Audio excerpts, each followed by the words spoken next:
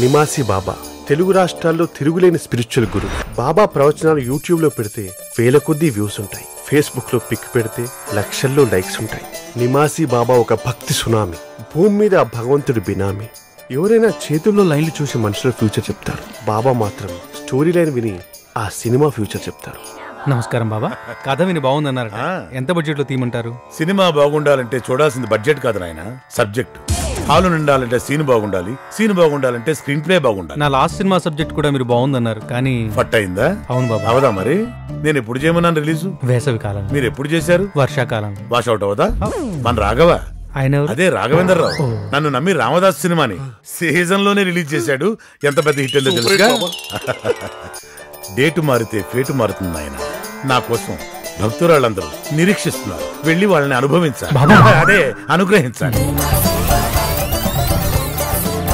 ప్రేమ గురించి ప్రేమాభిషేకంలో 12వ రీలు 48వ సీన్లో నారాయణ మహర్షి ఏం చెప్పాడంటే, చూడు ఒకవైపే చూడు, రెండో వైపు చూడాలనుకోకు, తట్టుకోలేవు.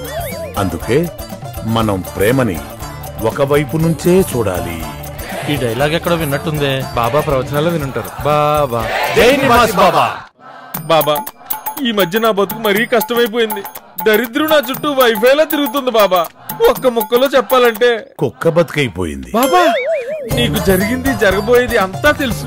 ఈ బాబా నీకున్నంత వరకు నిన్ను ఎవడూ ఏమీ చేయలేడు. యు ఆర్ మై గాడ్ బాబా. జై నివాసి బాబా. వారిలో ప్రధాన పాత్రధారుడు. గాంధీని హత్య చేసిన వ్యక్తిగా ఆయన ప్రసిద్ధి పొందారు.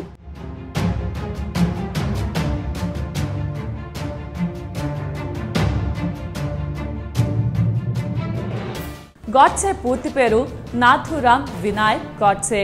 ఇతను 1910 మే 19వ తేదీన పూణే జిల్లాలో బారామతి పట్టణంలో జన్మించాడు. ఇతని తండ్రి పేరు వినాయక్ వామన్ రావు గాడ్సే. గాడ్సే